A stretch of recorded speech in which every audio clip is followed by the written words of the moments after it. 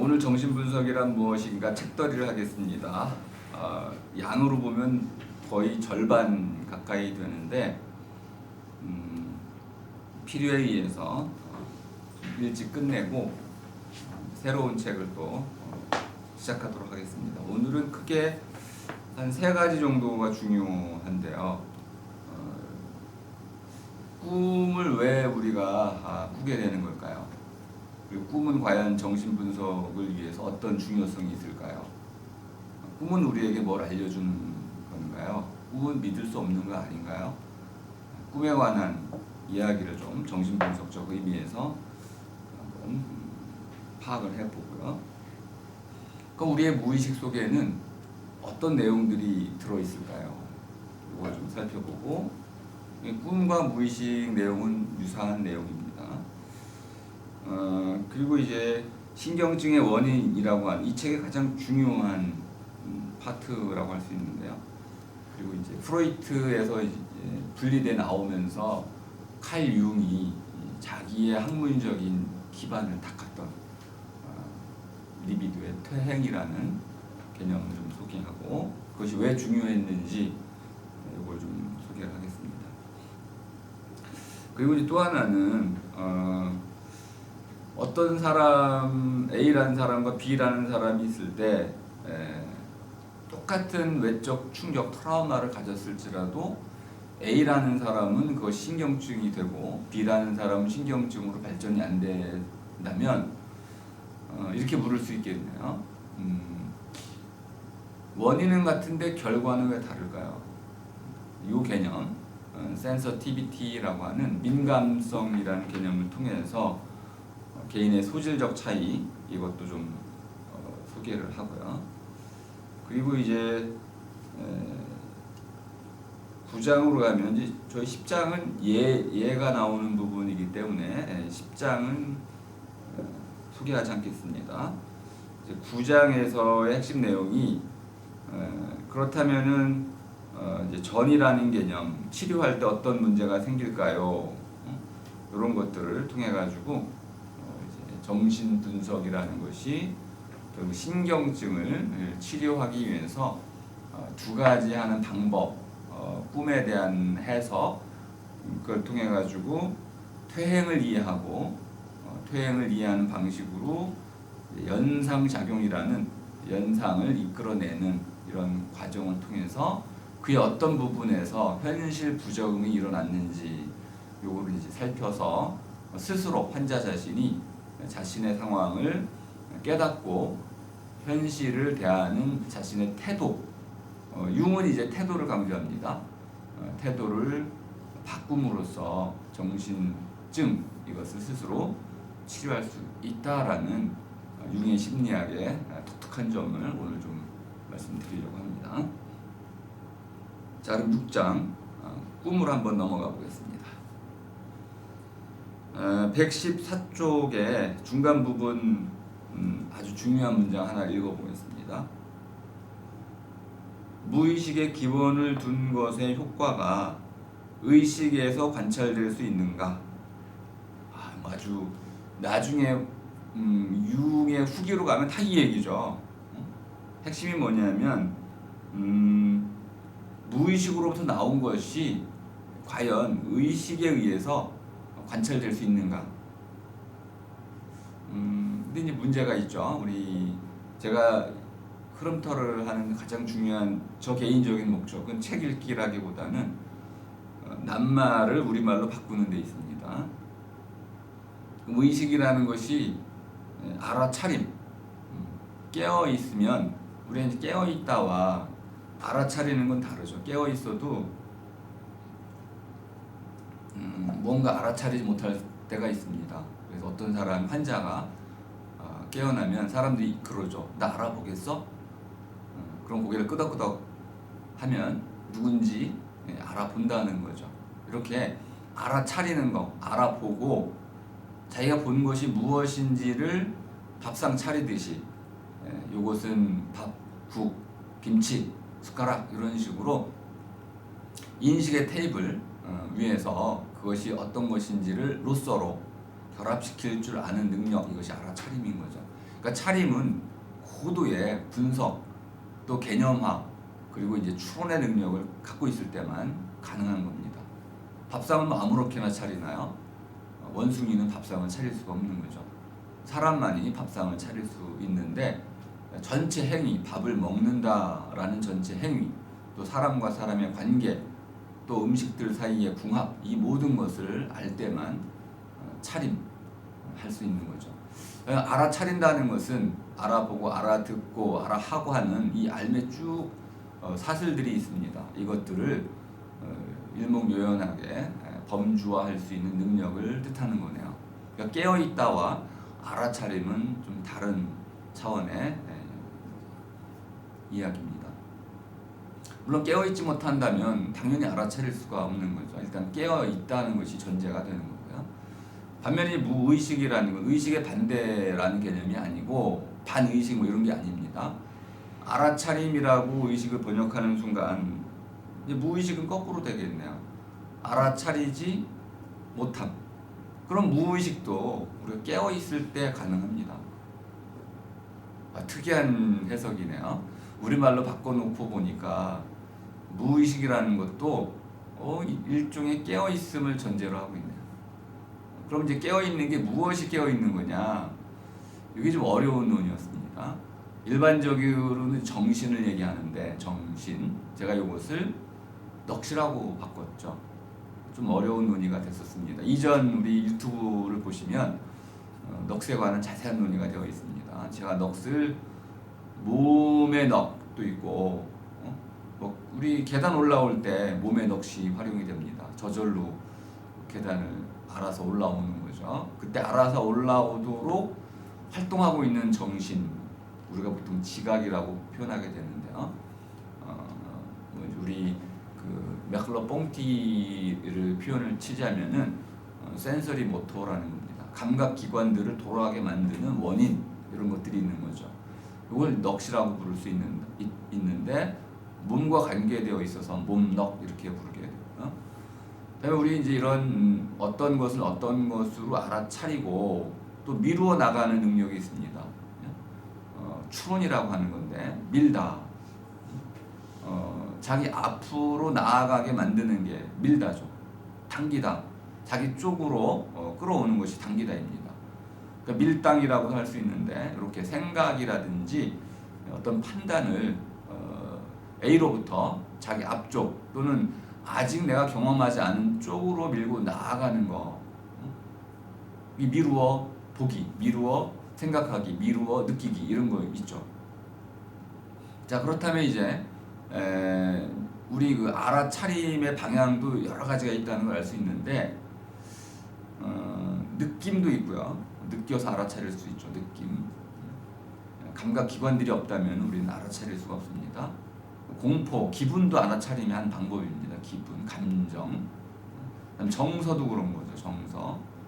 그리고 이제 우리 흔히 말하는 생각을 통해서도 알아차릴 수 있고요. 또는 갑자기 깨닫는 경우도 있습니다. 이제까지 몰랐던 경우가 과연 갑자기 문득 떠올라가지고 이제 하나의 어떤 지평이 열리는 사건, 이것이 바로 깨달음. 이런 것도 알아차림의 한 방식이라는 걸 알 수 있습니다. 이런 것들을 주관하는, 주재하는 것이 바로 이제 마음의 넋이다. 마음 넋. 몸, 마음에는 모두 넋이 있는데 이 넋이라는 것은 여긴다의 뜻이었습니다. 엮어내는 거, 엮어가는 거. 이것과 저것을 하나로 어쨌든 느슨하게든 촘촘 빽빽 뭐 다양한 방식으로 새끼 꼬듯이 엮어주는 것, 또는 실타래 또는 옷감 짜듯이 엮어주는 것, 다양한 방식 금을 짜듯이 엮을 수도 있고요. 이것이 바로 넋이다. 그러니까 넋이라는 일종의 주관자라고 이해하시면 되겠습니다. 실체라고 볼 수는 없는데 오늘날 이제 영어에서는 에이전시라는 표현으로 많이 가지고 쓰고 있습니다. 자, 그러면 이제 의식이라는 알아차림에 넋이 있어야 되고 임자라고 보셔도 됩니다. 그걸 우리는 나라고 부르게 된다.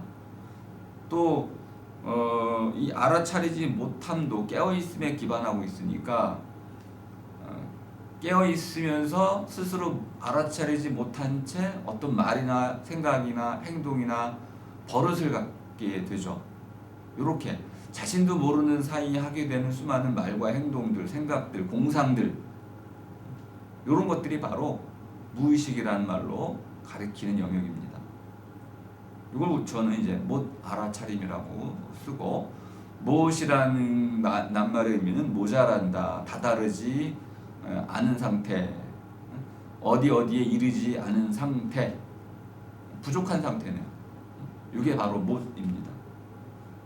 그러면 무의식이라는 것은 이렇게도 얘기할 수 있습니다. 알아차림에 나타나지, 다다르지 않고 있음. 하지만 없는 건 아니네요. 이걸 이제 프로이트는 억압, 저 식으로 눌러놓기, 어떤 것이 떠오르지 않도록, 끔찍한 뭐 시체 같은 거죠. 물속에 떠오르지 않도록 눌러놓을 수가 있는 거죠. 없는 건 아니고 눌러놓아서 떠오르지 않도록. 그러니까 의식이라는 것은 떠오름의 영역이고 무의식은 가라앉아 있음의 영역, 이렇게 구분이 됩니다. 그럼 이렇게도 볼 수 있네요. 무의식과 의식의 그 경계, 수면이 있을 수 있어요. 그러니까 우리 이제 사람이 물 위에 떠올랐다 가라앉았다 한 것 비유에 떠오른다면은 이런 경계에서 떠올랐다가 가라앉고 하는 이런 지점들이 있는데, 그것이 바로 꿈이라는 거네요. 그래서 꿈은 이런 너울과 같은 것이다. 그래서 이제 의식애로 떠오르기 위한, 뭐 이제 프로이트식으로 얘기하면은 무의식에 이르는 왕도다, 이렇게도 표현할 수 있다는 겁니다. 자, 115쪽 마지막 문장을 보겠습니다. 무의식 영역의 기원을 탐험하는 기법. 무의식을 탐험한다고 쓰고 있네요. 미지의 영역이다, 이렇게 보고 있는 건데요. 아드리안의 실타래와 같은 거네요. 미궁, 무의식이라는 것이 미궁과 같다면은 그 미궁 속으로 들어가야 되는데, 우리를 이끌어줄 그런 실이 필요한 것이고, 그것이 바로 꿈이다, 이렇게 보고 있습니다. 그럼 꿈이라는 것은 이렇게 설명할 수 있네요. 의식 속에 주어졌던 것이 무의식 속으로 가라앉고 있는 것이다. 완전히 가라앉으면 안 되죠, 그죠? 그러면은 떠오르지 않기 때문에 무의식에 안내를 해줄 수 없는 것이고, 가라앉고 있는 중이어서 가끔씩은 떠오르기도 한다. 자, 그럼 117쪽의 첫 문장을 이해할 수 있습니다. 자, 우리는 이 꿈의 기억의 실마리라고 이해하시면 되겠습니다. 117쪽, 우리는 이 꿈의 다양한 부분과 관련 있는 기억들을 더 많이 떠올릴 것이다. 저는 이제 생각을 우리가 한다고 그러는데요. 생각하다. 목적어로 쓰기도 하고 그냥 동사로 쓸 수도 있는데, 생각이란 낱말 자체의 뜻은 잘 모르겠어요. 한자라고 말씀하시는 분들도 있죠. 그러면 생각은 생겨난 각, 깨달음. 근데 좀 전체적으로 보자면은 생겨난 깨달음이라는 거하고 생각이라는 말하고 사태가 좀 안 맞아요. 그래서 한자에서 왔을 것 같지는 않다는 생각이 좀 있고요. 생각의 옛말은 사랑이라는 것이었습니다. 그럼 사랑에서 어떻게 생각까지 왔을지 추론이 안 되는데요. 그래서 어원을 모르겠다는 겁니다. 하지만 기본적으로 생각한다는 것은 사랑한다는 것, 사랑이라는 것은 가까이 하고자 한다는 것, 그리워한다는 것, 품는다는 것, 이런 뜻을 갖고 있어서 생각도 아마 그런 의미로 이제 생겨난 말이 아닐까를 생각을 갖고 있습니다. 이 생각의 가장 중요한 특징으로는 저는 떠오른다라고 보고 있습니다. 떠오르다, 떠라는 거는 떨어져 나오는 거죠. 떨어져 나오는 거, 떼어내는 겁니다. 그럼 어딘가 붙어 있었던 것이죠. 전체적으로 이렇게 딱 한 뭉터기로 있던 것 중에 한 부분이 떨어져 나오는 거, 이게 떠죠. 그리고 위로 올라오는 겁니다. 아래에 이렇게 뭉쳐 있고 가라앉아 있던 부분들 하나로 진 흙처럼 이렇게 있던 부분이 떨어져 올라오는 거. 그러면 이제 생각이라는 것이 정신의 영역에서 일어나고 있으니까 정신이라는 건 마치 거대한 진흙벌과 같은 거냐. 거기서 먼지처럼 우리 햇빛이 비치면 떠오르는 먼지들, 보이는 먼지들처럼 그 위에 아주 뽀얗게 생각들이 막 떠오르는 거죠. 이건 뭐 지금 예전에 한번 설명을 많이 드렸었는데, 자, 기억이라는 것도 떠오른다면은 그것도 생각의 한 종류라고 말씀드릴 수 있습니다. 꿈이라는 것이 기억을 떠올리는 것이다. 그러면 꿈도 기억이라고 말할 수 있습니다. 꿈이라는 것을 이렇게 얘기할 수 있네요. 오래된 기억이다. 또는 조각조각 깨어진 기억들이다. 기억이라는 것은 우리가 생각이라고 본다면은 생각은 아주 근본적인 구조에서는 물음과 대답이라는 하나의 얼개로 짜여 있습니다. 그러니까 생각이라는 것은 어떤 물음으로부터 비롯되는, 이게 뭐지? 내가 그를 만났었나? 오늘 약속을 했던가? 하나의 물음으로부터 이제 생각이 시작이 됩니다. 어떤 물음이든 나에게 물음이 생겨나는 순간 생각이 시작되는 거죠. 꿈이라는 것은 밑도 끝도 없이 일어나는 겁니다. 물음 없이 갑자기 뭔가 생각들이 떠오르는 거야.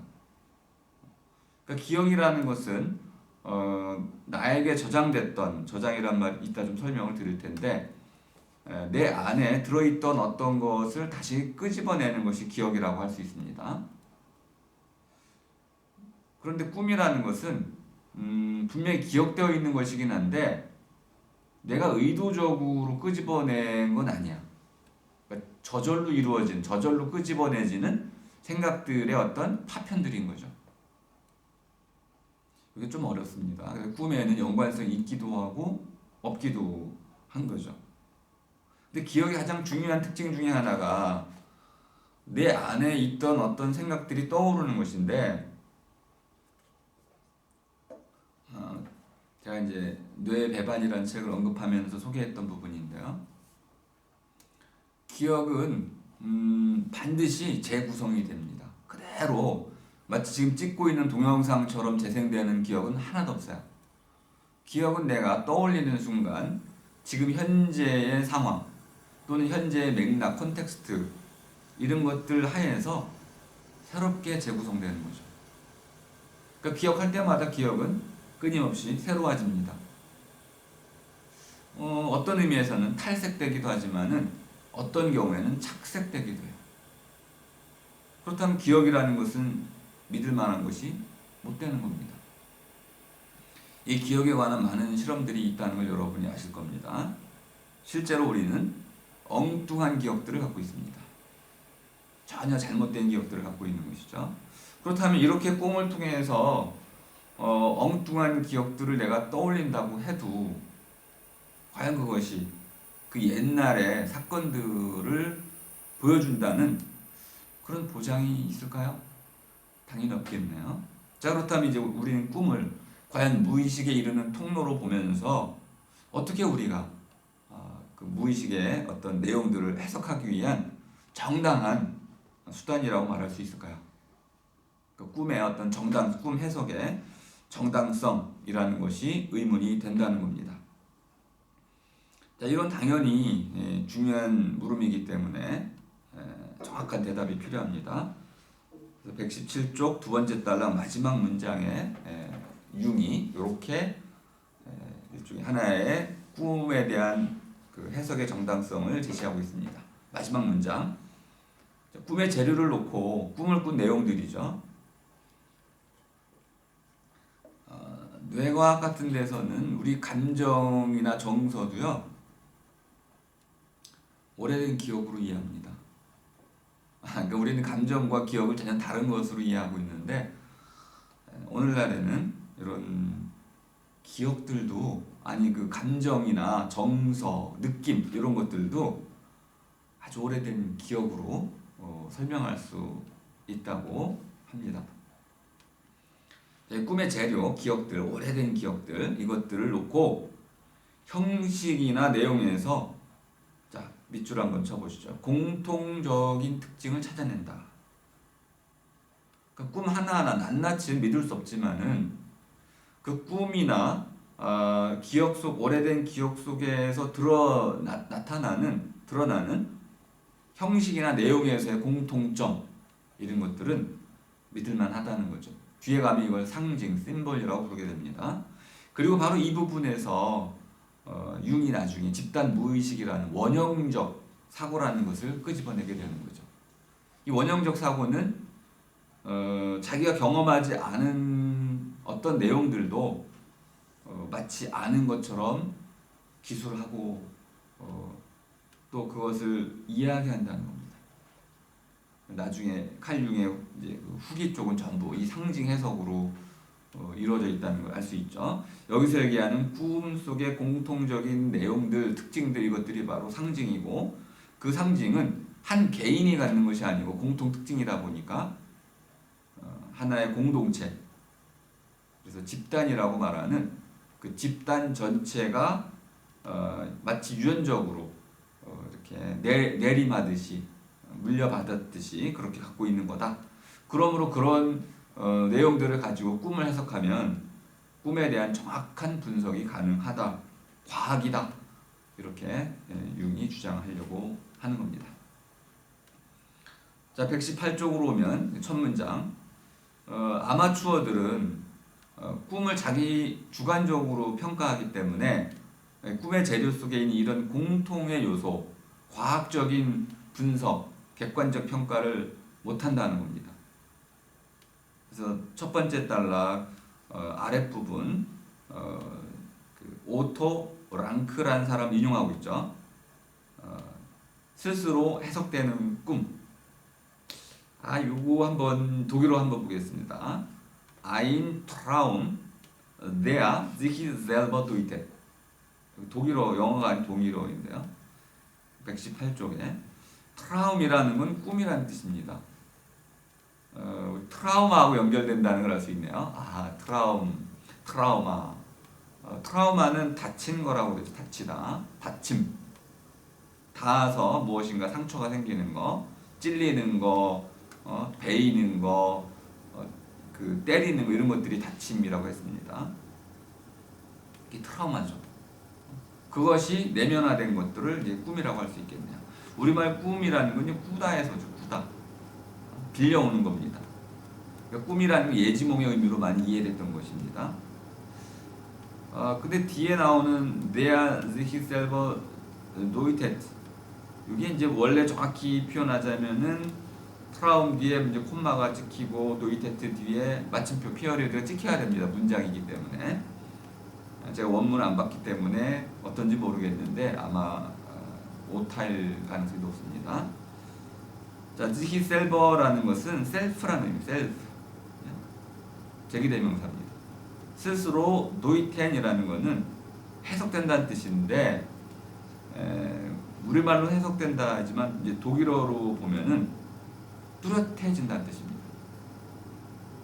그러니까 스스로 뚜렷해지는 꿈이라는 것이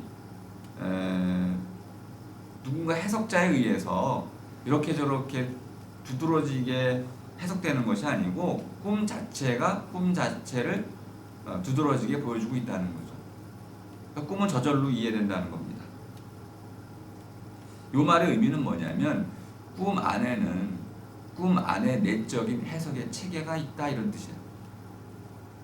그러니까 꿈을 자의적으로 해석해서는 안 된다는 겁니다. 자, 그 예로 119쪽에 가면은 이제 세례와 관련된 예를 좀 쓰고 있습니다. 자, 먼저 맨 아랫부분. 자, 세례가 뭔지를 먼저 이해를 하고 있어야 되는 거죠. 이런 걸 이제 공통적인 요소라고 볼 수 있습니다. 기독교 공동체, 집단에는 이런 공통된 요소가 있는데 한마디로 말하면 이런 겁니다. 어떤 사람은 기독교인이 아닌데 또는 세례라는 것을 알고 있지 못한데 이런 세례의식을 꿈으로 꾼다는 거예요. 경험도 안 해본 사람이. 우리가 힌두교에도 이런 일들이 많이 일어나죠. 심지어는 이제 왜 뭐죠? 환생이라는 것도 얘기합니다. 그래서 환생한 사람에게 시험을 하잖아요. 선생님 그거 보셨어요? 시험에 해가지고 꼬맹이한테 누가 환생했어 그러면 가가지고 뭘 물어봐요.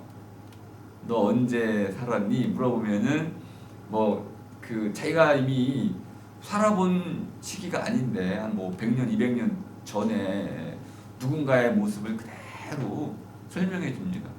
그러면 심사위원들이 기록물 가지고 해가지고 맞는지 안 맞는지를 확인해요. 그러면 뭐 정말 그 사람이 자기의 어떤 실제 인생을 그 기억해내듯이 말을 하더라고요. 환생을 검증하는 방법이 있습니다. 이 내용은 뭐 그 간단하니까 간단히 설명할게요. 1번 정화하는 것이다. 정자는 깨끗하게 만든다는 뜻입니다. 깨끗하게 그 반대가 이제 더럽혀지는 거네요. 정화라는 것은 깨끗게 하는 것이다. 2번 보니까 그런데 이 세자가 이제 물로 주는 의식이니까 물을 뿌리는 것이죠. 물을 뭐 침례하면은 물 속에 완전히 가라앉히는 거죠. 물 속에 들어가게 하는 거. 물로 이루어지고. 그러니까 몇 가지 요소가 있다는 거야. 더러움을 떨어내는 거다. 더러움을 청소하는 거다. 깨끗게 하는 것이다. 두 번째는 물이 쓰인다.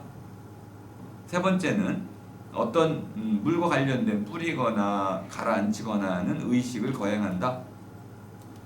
네 번째는 뭐 이런 세례와 관련된 여러 의식들이 민속 또는 미신 등에도 나타난다. 이 몇 가지를 통해 가지고요 금방 알 수 있다는 거죠. 자, 120쪽 가면은 이런 종류의 꿈이 나온다면은 이런 것들은 전부 세례와 관련된 어떤 그 상징으로 이해할 수 있겠다. 요거 아주 중요한 문장이 하나 있어서 읽어보겠습니다. 120쪽 밑에서 네 번째 줄. 자, 밑줄 한번 가보시죠. 무의식적 결정의 네트워크. 이거하고 앞에 얘기하는 스스로 해석되는 꿈이라는 말과 같은 겁니다. 무의식적 결정. 우리 꿈에서 이루어지는 어떤 사건들이 있죠. 꿈에서 나타나는 사건들은 내가 개입하지 않습니다. 근데 이런 경우도 가끔 있어요. 저는 연속된 꿈을 꾼 적이 많았는데 오늘 꿈을 꿨어요. 근데 이 꿈이 마음에 안 들어. 다음날 또 꿈을 꾸려고 그래. 그때 그 꿈이 꾸어졌어요. 이번에는 스토리 이야기를 바꿨어요. 이야기가 바뀌었어요. 근데 좀 더 다른 결말을 얻고 싶어요. 꿈을 또 꿔요. 세 번째 날 또 꿈을 꿔서 내가 원하는 결말을 만들어냅니다. 그럼 행복해지죠. 꿈도 기본적으로는 최면과 유사한 면이 있어서 어느 정도는 의식의 작용을 받는다고 볼 수 있습니다. 하지만 일반적인 꿈이라면 저절로 꾸어지기 때문에 꿈은 꾸어지는 거죠. 그래서 꾸어지는 꿈과 내가 의도적으로 꾸는 꿈은 전혀 다른 종류의 꿈이라는 걸 알 수 있습니다. 무의식적 결정이라는 게 그런 거죠. 저절로 꾸어지는 꿈. 그 이야기, 스토리텔링, 줄거리는 내가 짜는 것이 아니고 저절로 짜인다. 근데 그것에 네트워크가 있다는 거죠. 그물이 짜이는 겁니다. 저절로 이루어지는 판단들이 있는 거죠. 자, 이렇게 꿈의 분석, 꿈의 해석은 꿈들 속에 들어있는 이런 네트워크, 저절로 이루어지는 그물을 밝혀내는 것이다. 자, 122쪽으로 가겠습니다.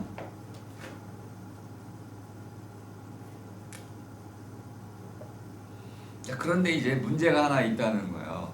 이거 이제 꿈을 해석하는 정신 분석 학자의 수준을 이제 지적하는 부분인데요.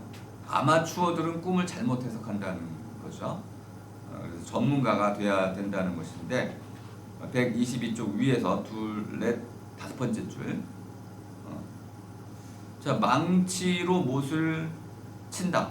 이거 하고 누군가 세례를 받는다. 이 둘의 큰 차이점이 뭘까요? 한마디로 말하면 망치와 세례는 그것이 속한 세계가 전혀 다르다는 겁니다. 망치는 도구죠. 그리고 분명히 그 목적이 뚜렷합니다. 그런데 이 세례라는 것은 의식으로서 일종의 행위인데 그 행위라는 것은 그 행위의 목적을 이미 알고 있지 않은 사람에게는 드러날 수가 없는 거죠. 누군가의 행위는 그 사람의 행위의 목적을 이미 알고 있지 못하다면 우리는 그 행위의 목적을 잘못 판단할 수가 있는 겁니다. 따라서 세례라는 것은 끊임없이 단계로 이루어졌음에도 불구하고 세례의 목적과 의식을 정확히 이해하지 못하는 사람들은, 세례의 상징들을 제대로 해석해낼 줄 모르는 사람들은 꿈을 해석할 수 없는 그런 아마추어다, 이렇게 보는 겁니다. 자, 그럼 이제 꿈을 이제 이렇게 분석을 하는 거하고, 두 번째는 이제 꿈에 나타난 것들을 바탕으로 해가지고 두 번째 이제 꿈 외에 무의식의 세계를 드러낼 수 있는 방법이 또 하나 있는데요. 간단히 여기 설명하고 있습니다. 하나는 연상 실험이라는 거죠. 122쪽 두 번째 달라 두 번째 줄에 있죠, 그죠? 연상 실험. 연상이라는 건 어소시에이션이라는 거는 하나와 하나를, 어떤 하나를 다른 것으로 이어나가는 겁니다. 고리짓기 하는 거죠. 고리처럼 이렇게 이어나가는 것. 우리 제가 소개했던 영화가 한 편이 있었죠. 그 영화에 보면은 이렇게 물어요. 목록을 쭉 두고 시간을 재죠, 그죠? 그래서 그 아이 하면은 뭐라고 답변하고 이렇게 계속. 근데 어느 순간 결혼이라고 물었을 때 계속 뭐 한 0.5초 이내로 답하던 사람이 결혼 그랬더니 3초, 4초를 망설여. 요걸 찾아내는 거야. 연상 실험이라는 거는 계속 연관된 단어들을 쭉 물어가는데 갑자기 어느 순간 이 답변자가 어떤 질문에 대해서 반응 지체를 보여요. 이걸 이제 장애라고 합니다. 장애, 막힌 거죠. 갑자기 대답이 막혔습니다. 그러면 이제 요 대답이 막힌 거를 보고, 그럼 다양한 낱말들 중에 일관되게 막히는 낱말들이 있을 거 아니야? 그것들을 찾아내가지고 이 사람은 결혼 생활과 관련된 어떤 부분에 좀 문제가 있겠구나라는 것을 끄집어낸다는 거야. 연상 실험입니다. 자, 그렇다면 이제 요거를 우리가 결국은 콤플렉스를 방법이기도 하네요. 콤플렉스, 이거 제가 번역이 참 어려웠었죠. 지난주에 제가 콤플렉스를 좀 새로운 낱말로 번역을 했었는데요. 그 부분을 좀 소개를 잠깐만 해야 되는데, 95쪽에 가면요.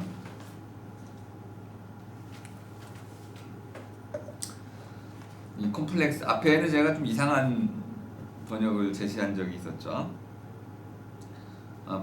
플렉스 할 때 뿔리라는 건 이제 주름이라는 뜻이었었고, 컴은 함께라니까 제가 뭐 함께 주름 뭉치 주름 뭐 직역을 하다 보니 이렇게 했었는데 스스로 못마땅해가지고 새로운 번역어를 찾아봤는데 그래서 찾은 게 뿔리라는 것을 그냥 곧이곧대로 주름이라고 이해할 필요는 없겠다. 여기서 말하려고 하는 바에 상처 이런 거에 좀 더 집중한다면은 구김살 같이 보는 것이 낫겠다. 어떤 온전한 종이가 있는데 평평하고 판판하고 아름다운 종이가 있어요. 근데 갑자기 누군가 발로 콱 밟았어요. 그러면은 종이가 구겨지겠죠. 요거를 이제 우리 뇌도 이렇게 그 종이 신문지를 구겨놓은 모양처럼 되어 있는데요. 구겨진 상태. 그러면 더 표면적이 넓어요. 구 같은 게 가장 완벽한, 가장 넓은 표면적을 갖고 있고요. 이 함께 구겨진 것 이렇게 볼 수 있겠습니다. 콤플렉스가 뭐냐면 구겨 넣어진 것, 구겨진 것. 그러면 접혀 들어간 부분들이 있겠네요. 이게 이제 주름인데 구기면 주름이 생깁니다. 그 구김살이라고 그러네요. 그러니까 주름이란 말을 구김살로 바꾼 거죠. 근데 구김살의 특징은 뭐냐면 누군가가 이걸 구겨야 되는 거죠. 원래 모습이 파괴됩니다. 그리고 구김살이 생겼을 때 그 살 안에는 숨겨진 부분들이 있는 거죠. 그리고 그 숨겨진 골, 이것이 깊을 수도 있고 얕을 수도 있겠네요. 콤플렉스 하면 이렇게 구김살 덩어리? 뭉치 이렇게도 볼 수 있겠네요. 구김살 뭉치. 이해가 좀 더 정확해졌습니다. 콤플렉스라는 건 뭐냐면 쟤는 참 구김살 하나 없이 아주 밝게 컸어. 콤플렉스 없다는 뜻이네요. 어떤 사람은 쟤는 왜 인상을 맨날 구기고 살아. 그 마음의 구김살인 거죠. 예, 구김살 덩어리. 우리식으로 이제 응어리 같은 건 마음의 응어리. 이것이 바로 콤플렉스다. 이렇게 하고 나니까 좀 더 설명이 잘 되고 이해가 잘 됐습니다. 콤플렉스, 결국 우리가 연상 실험이나 꿈의 분석을 통해서 찾아 들어가는 것은 콤플렉스라는 것을 찾는 거죠. 어떻게 구겨져 있는지. 그럼 바로 피기만 하면 그 사람에겐 콤플렉스가 사라지는 겁니다. 쉽죠? 다리미 다리미로 구겨진 구김살을 쫙 피면 쾌청, 맑아지고 밝아지고 빛이 쨍 하고 들어오면은 더 이상 이제 그늘이 없는 그런 삶을 살아갈 수 있게 되는 거네요. 자, 그럼 이제 꿈 분석, 그다음에 연상 실험을 통해서 우리는 콤플렉스의 간섭이라고 말하는 장애를 찾아낼 수가 있고, 그 장애 지점, 막히는 부분을 찾아내 가지고 그 부분을 이제 스스로 깨닫고 분석학자의 도움을 빌어서 치료한다면은 이제 신경증도 치료가 된다는 겁니다. 자, 이제 그 7장으로 넘어가겠습니다. 무의식의 내용물 127쪽으로 가겠습니다. 자, 무의식 안에 우리가 알아채지 못하는, 그러니까 무의식이라는 건 실체가 아니고 하나의 용어라고 칼 융이 분명히 강조하고 있습니다. 하나의 용어다라는 말은 실체가 아니라는 뜻을 강조하고 있는 말입니다. 그런데 용어, 제식으로 이제 갈말이 되겠죠. 갈말이라는 것은 어떤 가르치는 대상이 있어야 됩니다. 갈말이라고 한다면은 그것이 가르치는 또는 나타내는 또는 뜻하는 현상 또는 사태 또는 문제, 이런 것이 있어야만 되는 것이죠. 일단 무의식은 어떤 사건을 가리키는 말입니다. 못 알아차림이라는 것은 사건인 거죠. 내가 미처 못 알아챘어. 사건인 거죠. 누군가 지나갔는데 그 사람이 누군지 몰랐어요. 근데 갑자기 야, 너 왜 나 모른 척하니? 이러고 내가 너 못 알아챘어. 이 못 알아차림이라는 것은 하나의 사건인 거죠. 실체는 아니에요. 그렇다면 이런 못 알아차림, 무의식이라는 것이 우리 일상 속에 비일비재하게 일어난다는 걸 알 수 있습니다. 근데 이제 우리 오늘 또 처음 오신 분이 계시니까 설명이 좀 필요한 부분이 있는데요.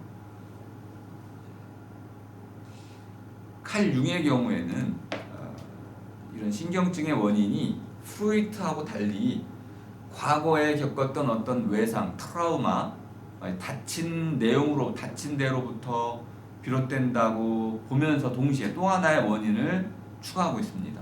그게 뭐냐면 부적응이죠. 현실에 부적응하는 것인데요. 현실에 부정한다는 것의 의미를 공상 속으로 빠져든다고 설명했습니다. 너무너무 재밌는 설명인데요. 제가 이 부분을 읽고 저도 상당히 많이 해방감을 맛봤습니다. 저는 어릴 때 정말 공상 속에 사로잡혀 살았어요. 혼자서 부모님이 늘 돈 벌러 나가시고, 특히 엄마죠. 엄마를 못 보다 보니까 아침에 눈 뜨면 엄마가 없고 잠자기 전까지 엄마가 안 오시고, 그러니까 얼마나 외롭고 슬퍼요. 그런 오랜 어린 시절의 그 외로움이 있다 보니까 자신도 모르게 수많은 공상을 하게 됐던 것 같아요. 그래서 저는 그것이 문학적 상상력인 줄 알고 굉장히 좋아했는데, 칼 융을 읽어보니까 엄마가 없는 그 현실로부터 도피한 거예요. 그리고는 공상 속에 하나의 또아리를 틀은 거죠. 내가 바라는 하나의 공상의 세계를 이렇게 그려놓고 그 안에 가상현실처럼 들어가서 살았던 거예요. 대리만족을 하는 대체 현실을 만들어낸 겁니다. 그리고 그 속에 머물러 있으면서 스스로 현실로부터 거리를 둘 수가 있었던 것이죠. 여러분도 그런 게 있지 않나요? 실현을 당하고 나면 혼자서 이제 그놈은 어쩌고 저쩌고 하면서 복수도 하고 재회도 노려보고, 공상 속에서 자기 현실과는 다른, 자기가 원하는, 자기가 바라는 그런 현실을 꿈꾸게 되죠. 공상에 사로잡힌다 이렇게 표현을 하고, 좀 더 진행이 되면 공상의 세계 속에 갇힌다 이렇게 표현합니다. 사로잡힐 때는 탈출할 수도 있는데 갇히면 이제 문제가 된다는 것이죠. 근데 이 갇혔을 때는 그 문장을 읽어보겠습니다. 127쪽의 마지막 문장, 무의식적 공상. 이제 공상을 내가 하는 게 아니야. 마치 저절로 공상 속으로 빨려 들어가.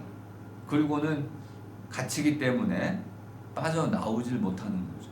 그리고 나서는 끊임없이 그 공상 속에 머물러 있게 됩니다. 이건 질병이라는 것. 이게 바로 신경증의 원인이 된다는 겁니다. 자, 이렇게 질병으로서의 공상 속에 갇혀버리면, 빠져나오지 못하면 현실은 변화하고 있는데 변화하는 현실에 우리가 적응하지 못하게 된다는 거죠. 적응하지 못한다는 말의 의미를 엉뚱하게 반응한다는 거예요. 그러면 엉뚱하게 반응한다는 것이 바로 비정상이라는 뜻입니다. 근데 칼 융은 이렇게 설명하는 거네. 어떤 사람이 왜 현실에 정상적으로 적응하지 못하느냐?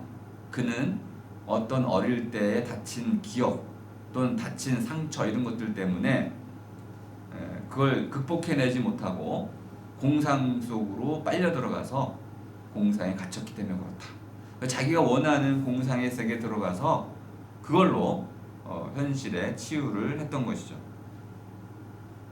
그리고는 정작 자기가 실제로 살아가는 현실을 돌아보지 못하게 된 겁니다. 이런 공상에 빠지게 된 궁극적인 근원이 뭐냐? 129쪽 첫 달라고 하겠습니다. 오이디푸스 컴플렉스. 이 부분은 이제 프로이트 영향을 아주 강하게 받고 있기 때문에 이렇게 쓰고 있는 부분인데요. 칼 융은 프로이트의 제자이면서 프로이트를 벗어나고 있습니다.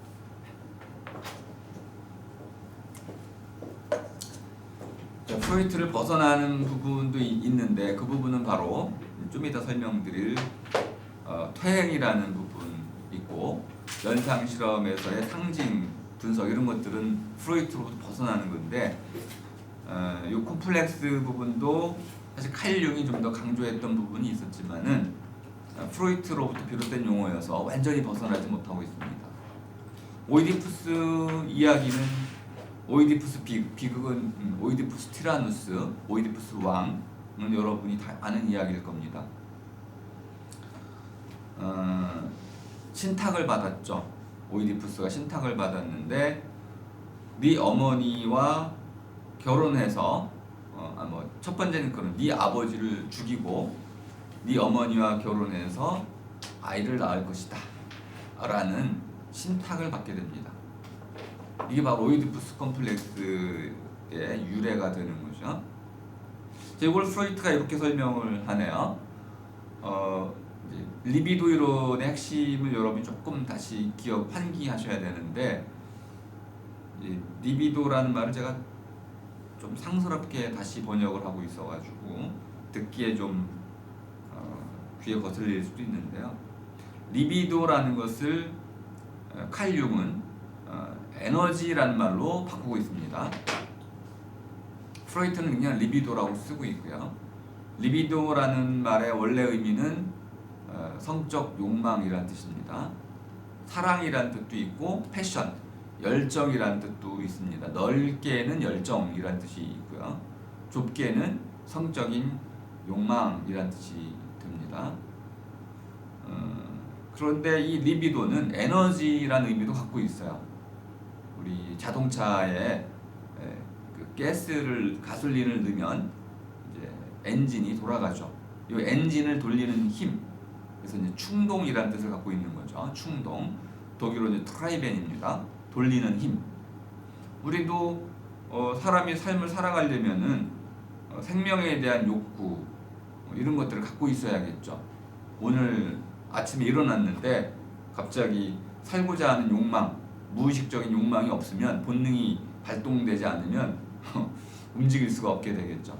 이렇게 뭔가 반응하고 또 꿈틀대는 생명에 대한, 삶에 대한 근본적인 에너지, 니체는 이것을 권력의 의지라고도 불렀던 것이죠. 또 쇼펜하우어는 것을 생애의 의지라고 불렀습니다. 플라톤이나 아리스토텔레스는 이런 경우를 푸시케, 영혼이라고도 불렀던 것이죠. 다양한 이름으로 불렀는데 프로이트는 그것을 아주 가장 근본적인 영역에서 찾았습니다. 성적인 본능에서 찾았던 것이죠. 그래서 요거를 저는 좀 우리말에서 찾아보니까 꼴림이라는 낱말을 찾게 됐는데, 그냥 낱말 그대로 이해하시면 되겠습니다. 꼴을 갖추게 되는 과정, 반드시 성적인 것만을 뜻하진 않습니다. 꼴을 갖춰 나가는 과정으로 이해하시면 되겠다. 그러면 잘함의 과정도 됩니다. 잘한다. 어떤 것이 형태화되는 과정, 이렇게도 볼 수 있습니다. 우리 삶에는, 우리 사람에게는 이런 그 꼴림이라는 것이 있을 때 삶을 살아나갈 수 있다는 거죠. 그럼 아이가 태어나면 이제 그 젖먹이 같은 경우 젖을 빨게 됩니다. 그래야 먹고 살 수 있는 거죠. 생명에 대한 욕구가 있는 것인데, 요렇게 이제 젖을 빠는 행위도 리비도, 꼴림이라고 할 수 있네요. 그럼 아이가 젖을 빠는 그러한 삶의 꼴을 갖추지 못한다면 그 아이는 굶어 죽게 되겠죠. 그리고 엄마와 눈을 마주치고 웃어야 됩니다. 그러니까 엄마를 아는 인지작용, 엄마를 알아보기, 눈 마주치기, 이것도 꼴림이라고 할 수 있습니다. 근데 모든 아이는 태어나면 모두 어머니를 독차지하고 싶어요. 이게 바로 오이디푸스 콤플렉스입니다. 어머니를 독차지하려고 하는데 엄마 옆에 누가 있어요? 힘센 아빠가 있습니다. 남자가 있는 거죠. 그래서 아이들은 이 힘센 아빠, 엄마를 빼앗아가는 그 아빠를 죽이고 엄마와 단 둘이서만 있고자 한다는 거죠. 이게 오이디푸스 콤플렉스입니다. 근데 왜 이것이 콤플렉스가 됐냐면은, 왜 구김살이 구겨진 내 마음을 구기게 됐냐면, 아버지를 못 이기고 아버지한테 늘 당하잖아. 그러니까 이런 이제 기본적인 이게 이제 그 우리 한국 사람들이 들었을 때 그 서양 사람들을 전부 정신병자 취급하게 됐던 거죠. 오이디푸스 콤플렉스 어딨냐? 말이 그렇다는 것이고요. 내용을 잘 들어보면 그렇지 않습니다. 엄한 아버지 밑에 자란 아이들은 되게 성격이 좀 삐뚤어지게 돼 있잖아요. 그런 부분들을, 그 마음의 상처를 많이 안고 살아가는 거죠. 특히 이제 자유로 사르트르가 한 유명한 말이 있습니다. 천재가 되려면 필요한 조건 첫 번째 1순위가 뭡니까? 아버지가 일찍 죽어야 된다. 이건 농담 같은 얘기지만 아버지가 우리의 이러한 자유를 억압하잖아요. 그리고 늘 강요하고 강제하고 폭력을 행사했잖아요. 예전 권위주의적 그 아버지들은 아이를 독립된 인격으로 존중하고 사랑하지 않았어요. 특히 애정 표현을 하지 않았습니다. 그럼 아이들은 그 덩치 큰 남자로부터 공포심을 갖게 되는 거죠. 복종의 미덕은 배웠지만은 두려움도 얻게 됩니다. 두려움이라는 것이 바로 장애 요소인 거죠. 극복을 못하게 됩니다. 요즘 아빠들은 달라졌어요. 아이들을 엄마와 똑같이 육아 분담을 하기 때문에 이제 아빠도 이 오이디푸스 콤플렉스가 생길 이유가 없는 거죠. 아빠도 엄마처럼 조력자이자 그 아이를 이제 적절히 사랑을 베푸는 엄마와 같은 제2의 엄마가 된 거죠. 오늘날에는 오이디푸스 콤플렉스가 이제 크게 줄었다고 할 수 있는데 프로이트 당시에는 이제 이런 1800년대 말이니까 이런 이제 아버지에 대한 부권, 권위에 대한 이런 이제 문제들이 있어가지고 아이들은 끊임없이 아버지로부터 이런 이제 강제를 당했다. 이런 입장에서 보자면은 사랑의 어떤 원천인 엄마에게 다가가는 것을 가로막는 원흉이죠. 이 아버지를 좀 거세하고 엄마와 단 둘이서 사랑을 나누고자 하는 이런 애정에 대한 욕구 정도로 이해하면 오이디푸스 콤플렉스는 변태도 아닌 것이고 또 뭐 정신분열도 아닌 거죠. 자연스러운 겁니다. 아이가 어머니를 찾는 행위 이렇게 이해하시면 되겠어요. 그러다가 보면 이제 결국은 거꾸로 가는 경우도 있죠. 근데 아빠가 너무 힘이 세. 엄마도 보니까 아빠한테 복종해. 그래서 이제는 엄마와 친해지려고 하다 보니까 결국 어떻게 자기를 이제 태도를 바꾸게 됩니까? 아빠에게 복종하는 방식으로 태도를 바꿔. 그러다 보니까 이제 엄마가 미워지는 거야. 아빠와 동일시되면서 결국 엄마에 대해서 부정적인 시각을 갖게 되는 거. 130쪽으로 가면은 첫 번째 단어 마지막 문장 엘렉트라 콤플렉스. 엘렉트라는 오이디푸스의 딸이면서 나중에 어떻게 됩니까? 이제 자기 아버지를 죽인 그 엄마, 그죠? 엄마를 살해하는 이런 이제 그 비극에 나오는 소포클레스 비극에 나오는 작품들이지만은 그러니까 아버지라고 하는 내가 이미 동일시가 돼서 아버지와 나를 똑같이 여기고 있는 그런 상태, 동일시가 된 상태에서는 엄마가 아버지에게 배신했을 때 그 어머니를 죽임으로써 아버지를 구원하고자 하는 이런 이제 일종의 엘렉트라 콤플렉스도 갖게 된다는 것이죠. 요 두 가지 모두는 아주 어릴 때 초기 시절에 일어나는 것이고 바로 이것이 바로 무의식의 기원이 된다고 보는 겁니다. 자, 그러다가 이제 사춘기가 오면 사춘기 때 가장 크게 이제 변화하는 건 뭐냐면 성기가 발달한다는 겁니다. 그 이전 사춘기 이전에는 성기 발달이 되지 않기 때문에 이제 새로운 이런 리비도의 원천이 생겨나지 않았던 것이죠. 그리고 사춘기가 되면서 자기 자신으로부터 생겨나는 이런 이제 하나의 리비도의 새로운 방향이 생겨나게 되고, 자 132쪽 첫 문장 가면 이런 꼴림 내 생명의 물줄기가 새로운 대상을 찾게 된다.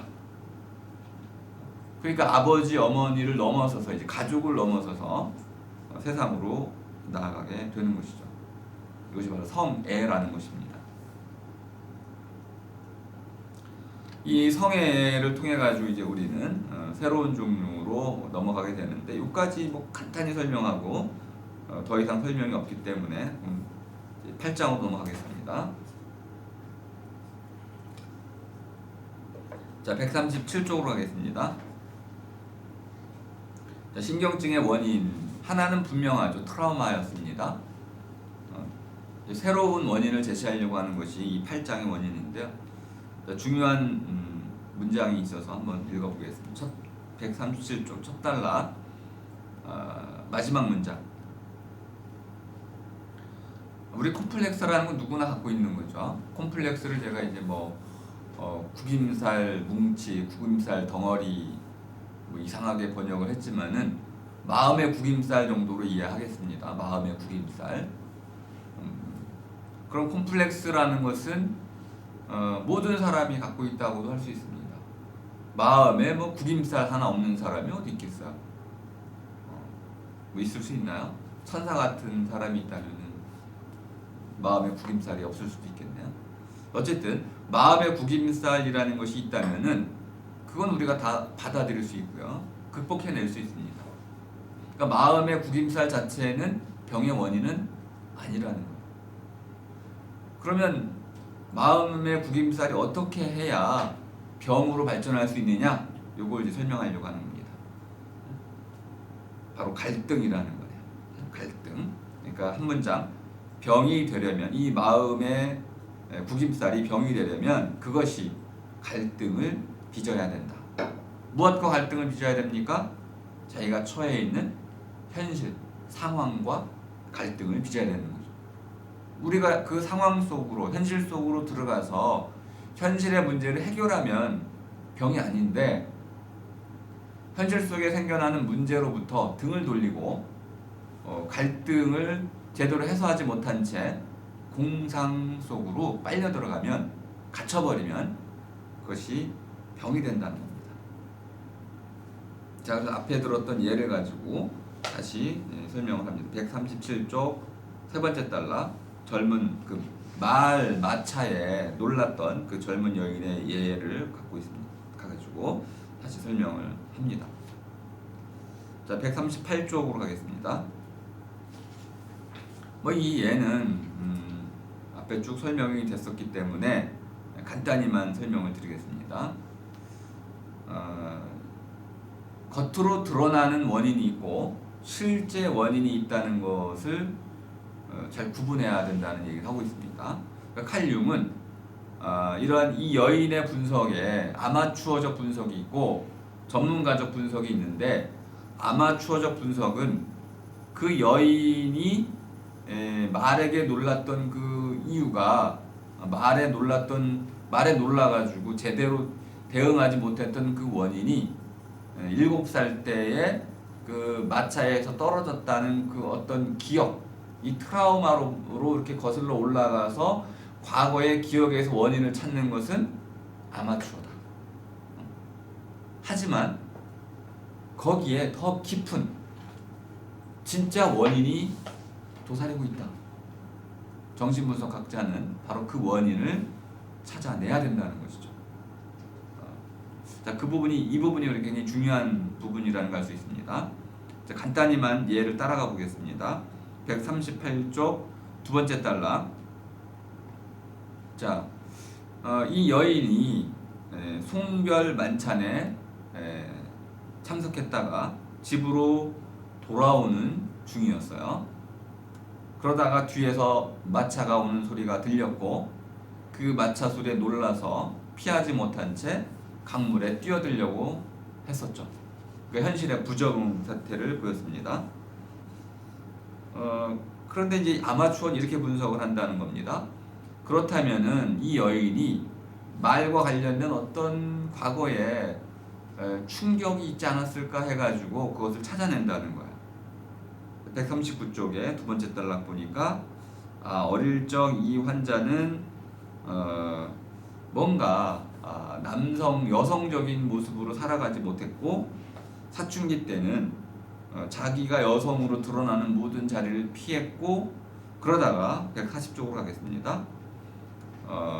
사춘기를 지나고 남자들을 만나면서 미스터 A와 미스터 B를 이제 알게 됐는데 불행하게도 미스터 A는 자기가 친했던 여친의 남편이었다는 거예요.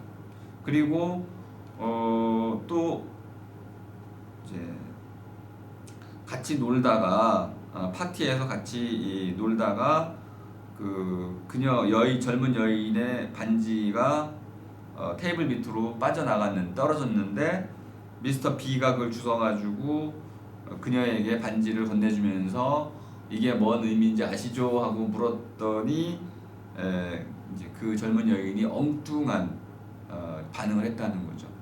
미스터 B는 그 총각이기 때문에 그녀는 미스터 B하고 결혼할 수도 있는 사이였고 미스터 A는 유부남이었기 때문에 거리를 두고 또 친한 친구의 남편이었으니까 그랬는데 이 젊은 여인이 엉뚱하게 반응을 보인 거예요.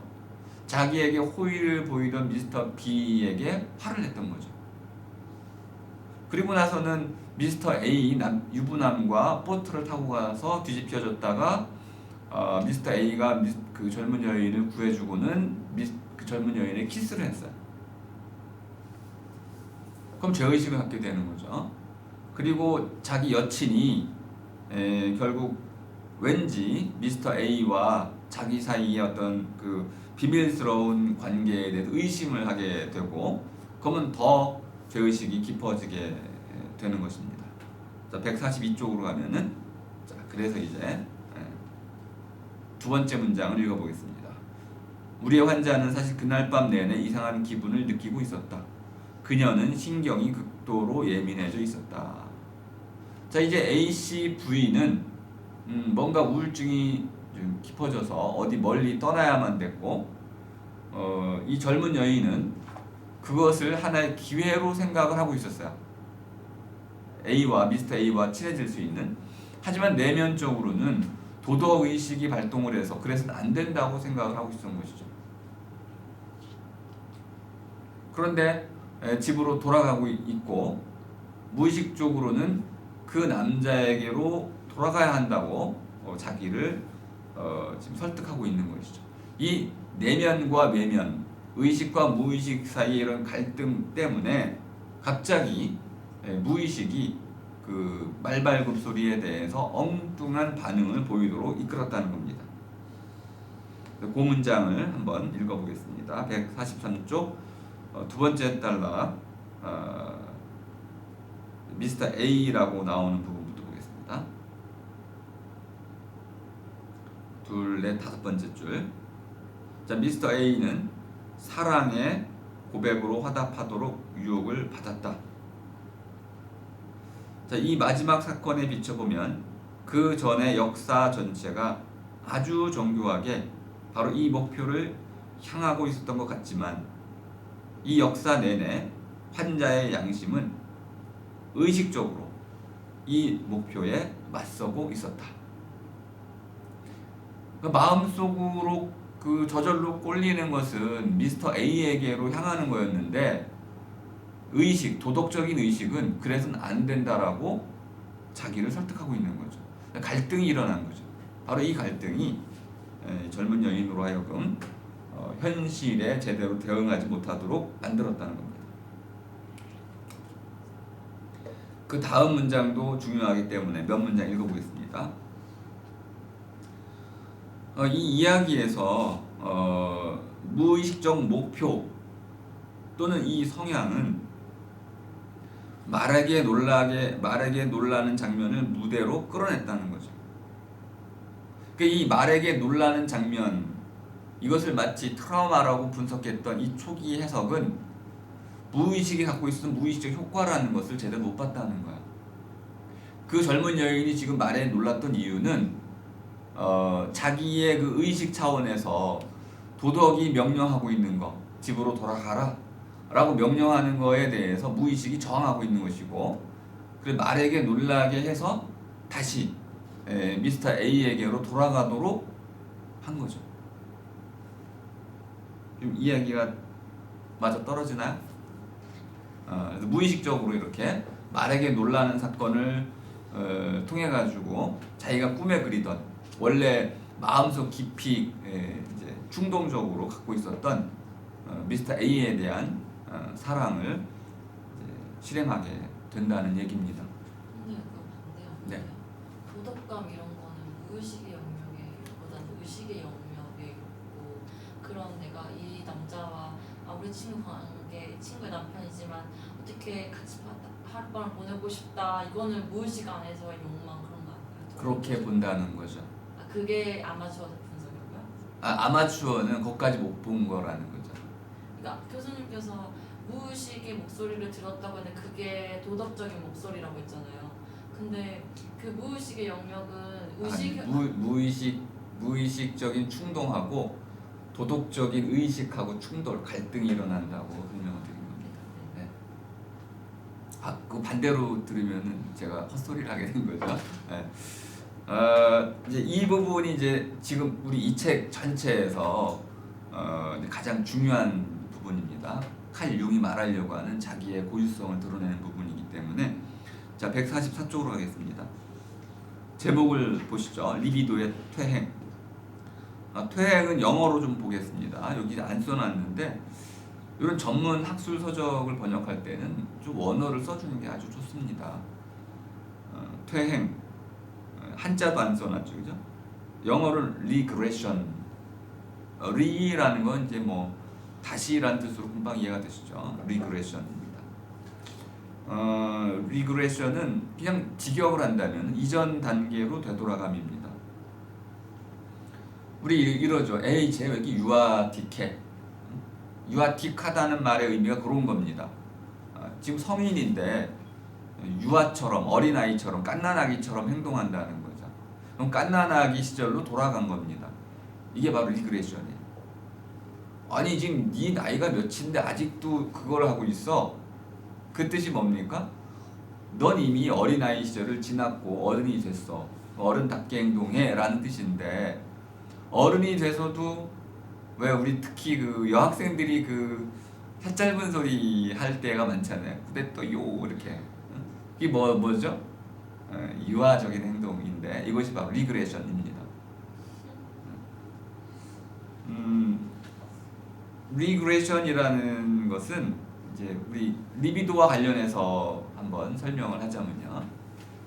그 제가 몇 단계를 막 그 설명한 적 있잖아요. 태어나면은 젖을 빨아야 되고 그 다음에 눈을 마주쳐야 되고 걸음마를 해야 되고 말을 배워야 되고 역지사지 상대를 이해하게 된 도덕적 의식을 가져야 되고 이 자라는 과정들이 쭉 있었죠.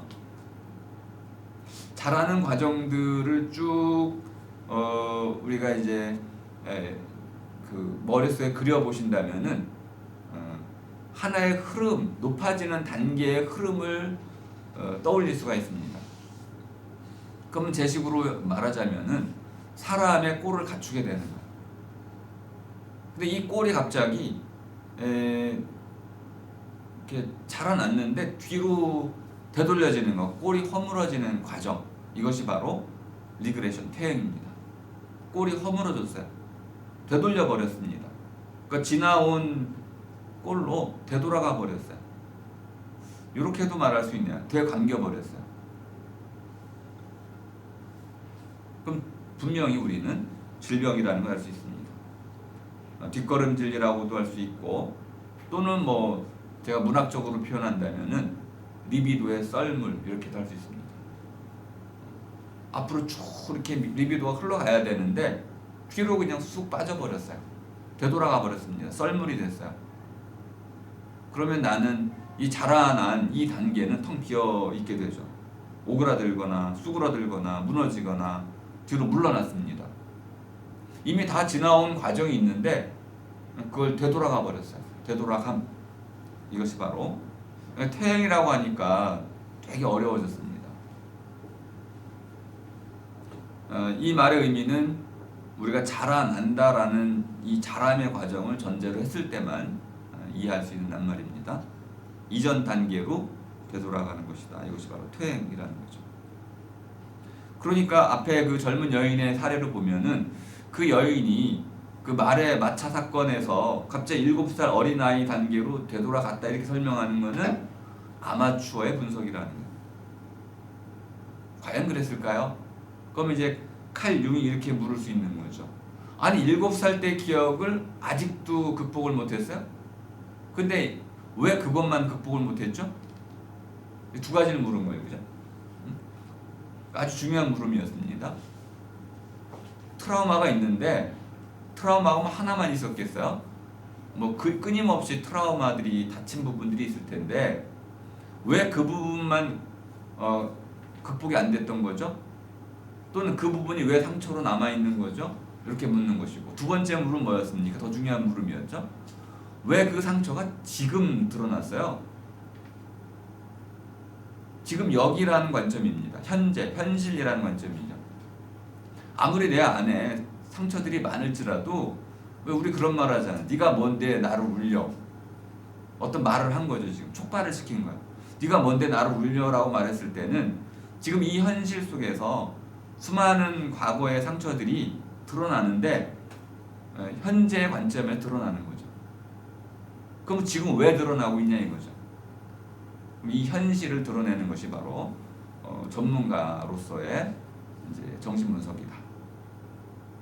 과거와 연결고리를 찾아내는 것은 아마추어, 프로이트식의 아마추어고, 칼 융식으로 하려면은 현실 문제를 해소시켜주는 것이 중요한 것이다. 이렇게 이제 보는 거죠. 자, 리비도의 퇴행이라는 말을 정의 내린 부분을 읽어보겠습니다. 145쪽 두 번째 단락 첫 문장. 리비도의 퇴행. 이것은 리비도가 퇴행적 적용을 통해 그 전 단계로 되돌아가는 것이다. 뭐 이제 순환적 정의가 됐는데 좋은 정의는 아니죠. 그러니까 자라난 사람이 어릴 때의 단계로 되돌아가는 것, 이것을 퇴행이라고 보면 되겠습니다. 좀 더 정확한 정의는 어릴 적 시절로 되돌아가는 게 아니고 자기가 또아리로 구축해 놓은 그 공상의 또아리 속으로 숨어드는 거예요. 그러니까 퇴행이라는 것은 현실로부터 달아나서 자신만의 공상의 또아리에 갇히는 겁니다. 그러니까 퇴행은 갇히기네요. 되돌아간다기보다는 자신만의 상상의 세계, 자신만의 공상의 세계. 그러니까 미친 사람들은 막 혼자 말을 떠들어대잖아요. 자기만의 공상, 자신만의 상상의 세계 속에 하나의 또아리를 틀고 뱀처럼 갇혀버린 겁니다. 그 속으로 숨어드는 것, 이것이 바로 퇴행이다. 이렇게 보시면 되겠습니다. 자, 146쪽으로 가보겠습니다. 리비도를 이제 칼 융이 좀 더 자유롭게 다양하게 해석하는 부분인데, 두 번째 단락의 세 번째 줄. 자, 리비도는 온갖 가능한 옆길로 다 흐른다. 리비도가 흐른다라고 썼네요. 판타레이가 떠올라지시죠. 모든 것은 흐른다. 헤라클레이토스의 명언인데요. 모든 것은 흐른다. 리비도도 흐른다. 자, 그러나 본류를 흐르는 물의 양이 많을수록 지류들은 말라 중요성을 잃을 것이다. 그러니까 리비도라는 것은 꼴림이라고 이해하시면요, 꼴림이라는 것이 물고가 트이는 대로 흐른다는 겁니다. 형태가 생기는데 어느 한쪽이 크게 물고가 트이면 다른 쪽으로는 리비도가 흐르지 않게 돼서 그쪽엔 꼴 형태가 안 생긴다는 거예요. 이것은 정상적인 발달 과정입니다. 그러니까 지금 우리가 역지사지를 해야 할 나이 6살, 4살에 6살 사이면은 엄마 마음을 이해하고 친구, 야, 너 이 인형 갖고 싶지? 가지고 놀아 하고 줘야 되는데 그렇게 흘러야 되잖아요. 그런데 이걸 이렇게 흐르지 못하고 여전히 움켜쥐는 방식으로 이제 어릴 때 단계로 머물러 있으면은 이것이 바로 병이 된다는 것이죠. 그러니까 리비도는 이렇게 흘러갈 수밖에 없는 것인데, 제대로 흐르게 하는 것, 이것이 이제 정상이고, 부적절하게 흐르는 것, 엉뚱하게 흐르는 것, 또는 막혀버리는 것, 지체 또는 장애, 이런 것들이 바로 병증이다라고 보는 것이죠. 자, 그럼 이런 리비도의 흐름이 왜 어긋나게 되느냐, 이거에 대한 설명이 147쪽. 제목 보니까 유아기 기억 상실인데, 뭐 이런 제목은 좀 잊으셔도 되고요. 밑에서 세 번째 줄 보겠습니다. 억압. 기본적으로는 억압이라는 것 때문에 그렇다는 겁니다. 억압이라는 것은 제가 이제 그 눌러놓기라고 번역을 하고 있죠. 그러니까 리비도는 자연 발산이 돼야 되는데 자연스럽게 그것이 발산돼야 됩니다. 흘러가야 돼요. 흘러가서 또 다른 단계로 칸막이를 흘러넘치고 해서 그 다음을 계속 채워 나가야 되는데 갑자기 다음 단계로 넘어가지 못하고 이것이 막혀버렸어요. 그럼 그 부분이 막 부풀게 되죠. 팽창하게 됩니다. 제가 풍선 이론으로 설명드린 적 있죠. 부풀게 되면 나중에 어떻게 됩니까? 뻥 터져버린다는 거였잖아요.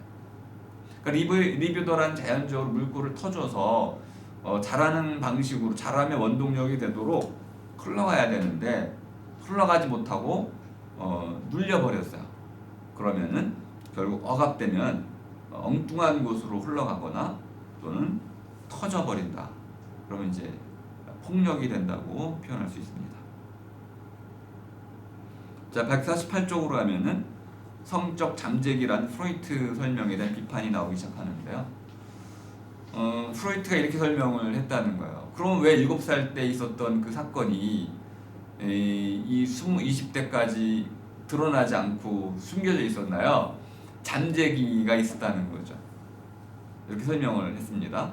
그러니까 성욕이라는 것이 잠시 사라졌다가 나중에 자라가지고 다시 나타났다는 건데요.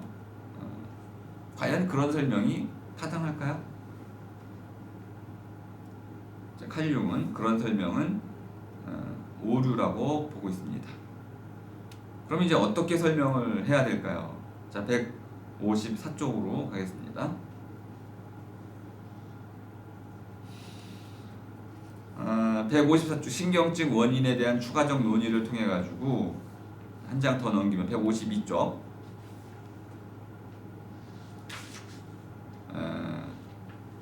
첫 문장 보겠습니다.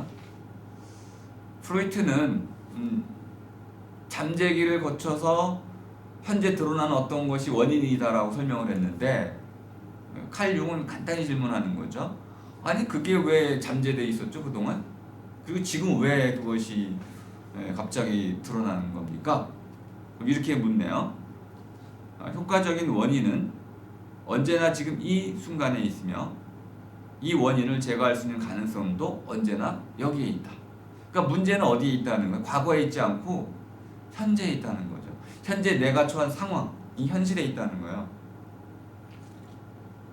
그러니까 프로이트 때문에 우리가 끊임없이 신경증의 원인을 어린 시절, 오이디푸스 콤플렉스, 엘렉트라 콤플렉스 또는 트라우마 이런 기억의 문제로 계속 거슬러 올라가게 만들었다는 거죠. 신경증의 원인이 과거와 연결되어 있지만은 보다 중요한 원인은 과거가 아닌 바로 현재에 있다고 칼 융이 관점을 전환시켜 준 겁니다. 굉장한 공적이죠. 신경증의 원인은 현실에서 찾아야 되는 것이지 먼 어릴 때 과거에 있는 게 아니다. 그것으로부터 쭉 역사를 갖고는 있지만은 더 중요한 것은 바로 현재다.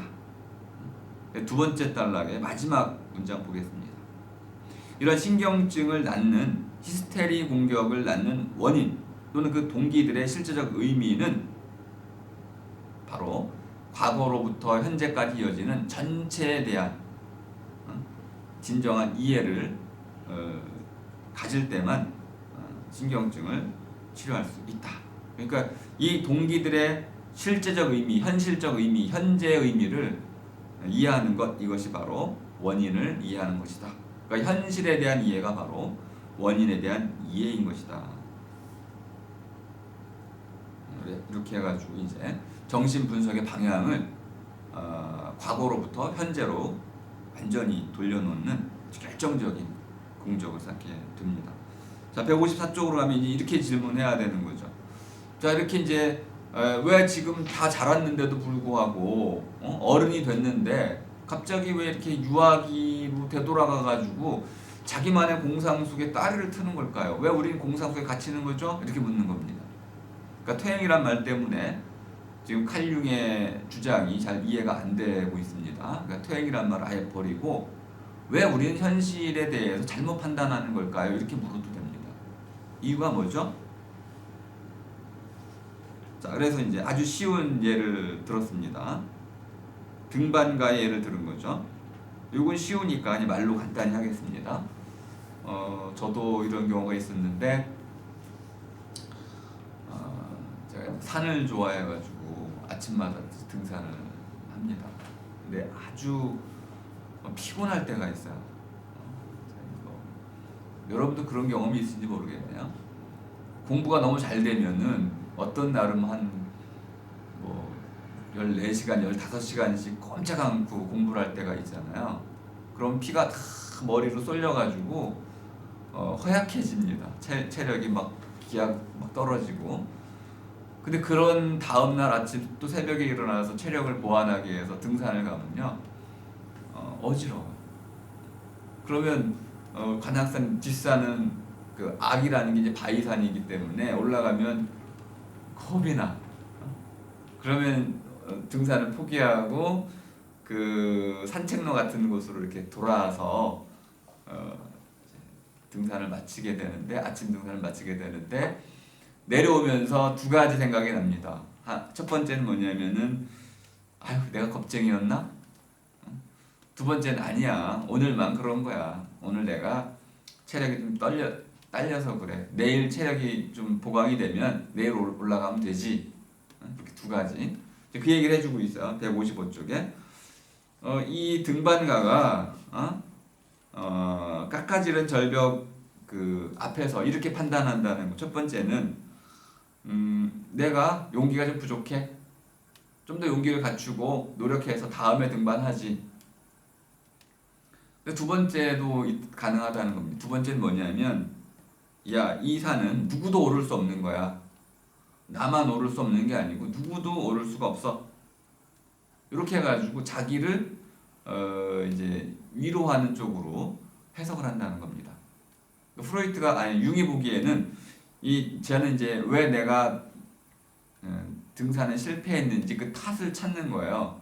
첫 번째는 뭐 어떤 거냐면 자기 자신에게 탓을 돌리는 경우입니다. 내가 용기가 없었어.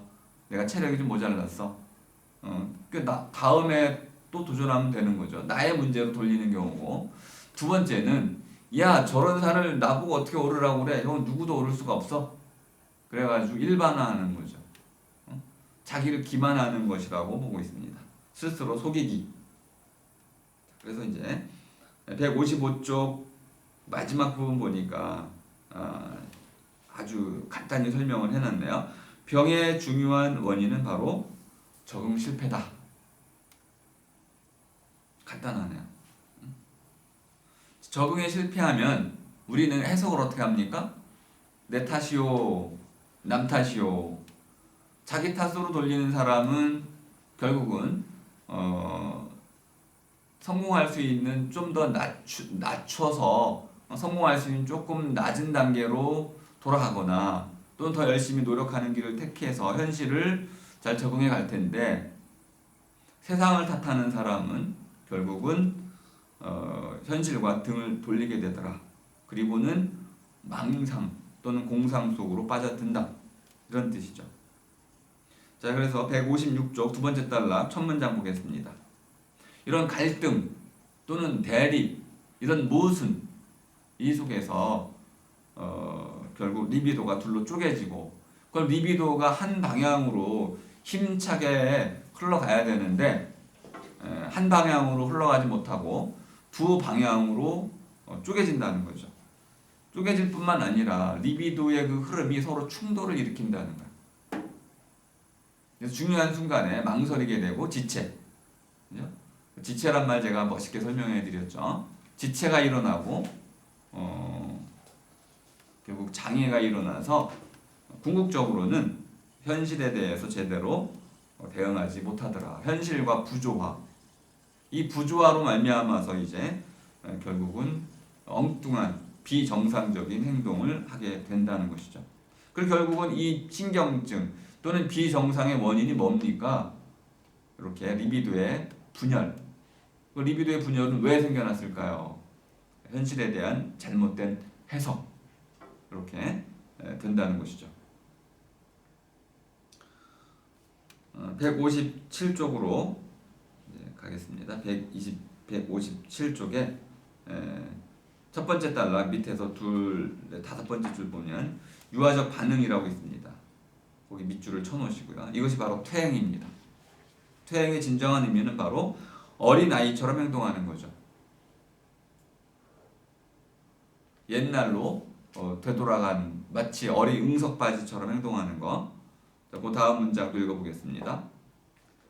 자기 자신의 단점, 용기가 없다든지 또는 힘이 모자랐다든지 이런 데서 결함을 발견하지 못하고 외부 환경, 남의 탓으로 돌리면서 자기 자신의 주관적 판단을 외부 환경의 탓으로 돌리고 결국은 그래서 어디로 들어갑니까?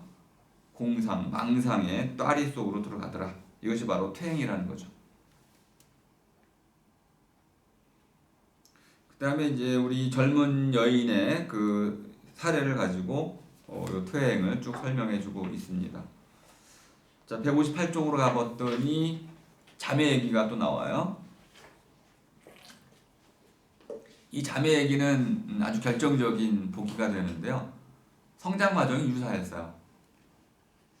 그래서 성장 과정이 유사하다 보니까 그 둘의 결정적인 차이를 설명하기가 쉬웠던 거죠. 언니는 결국 신경증에 걸렸고 동생은 행복한 삶을 살게 됐는데 왜 그랬을까요? 이걸 설명하는 부분입니다. 이 부분 뭐 이렇게 어렵지 않기 때문에 쭉 찾아가시면 되겠고, 자 162쪽으로 가겠습니다. 그럼 이 언니와 동생의 운명이 엇갈리게 된 근본적인 차이가 뭐냐? 맨 마지막 문장. 언니의 예민함. 그러니까 언니와 동생이 거의 동일한 성장 과정을 거쳤기 때문에 큰 차이를 보일 수는 없었는데 딱 한 가지 차이가 있었다는 거야. 언니는 예민했고 민감했고 동생은 그렇지 않았다는 겁니다. 이걸 이제 오늘날 긍정 심리학의 태도로 보자면은 언니는 부정적 관점으로 해석을 했고 동생은 늘 긍정적 관점으로 모든 사건을 해석했다는 것이죠. 이런 내용들은 뭐 쉽게 이해가 되기 때문에 굳이 설명이 필요 없다고 보이고요. 자, 164쪽으로 가겠습니다.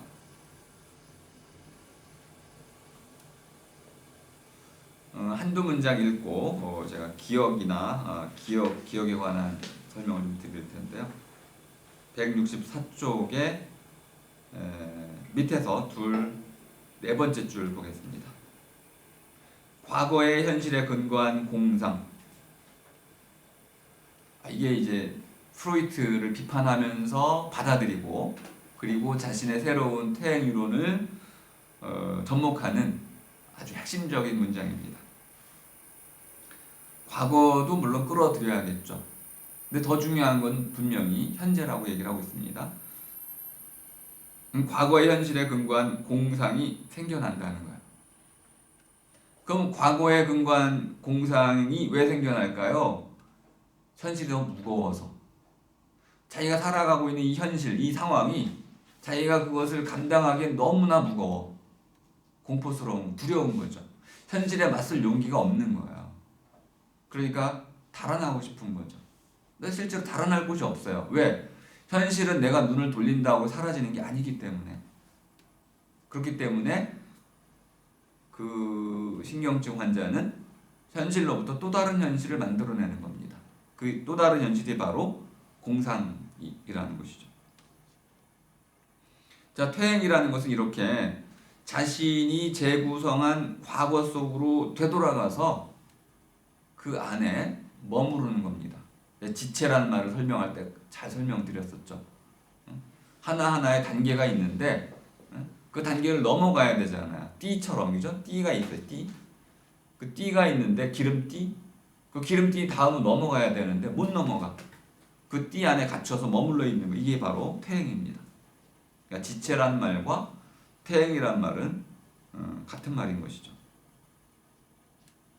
그리고 그 머물러 지체하는 가운데서 자기만의 또 다른 공상의 세계를 자꾸만 재구성해 놔요. 재구성하다 보니까 할 일이 있는 거죠. 오늘은 요거 생각하고 그 다음에 저거 생각하고 공상의 세계가 점점점 깊어지고 넓어집니다. 요걸 이제 어디다 구축하냐 하면 기억이라는 곳에 구축을 하죠. 이 기억이라는 것도 아까 말씀드린 대로 끊임없이 재구성되는데 재구성되는 원천은 욕망입니다. 기억은 내 욕망에 따라 바뀌는 거예요. 스스로 기억이 다듬어집니다. 기억이 나를 속이는 거죠. 원래 내가 기억은 원래 내가 있는 그대로 어떤 것을 다시 떠올리기 위해서 만들어낸 장치인데 그 기억이 나를 속이게 되는 겁니다.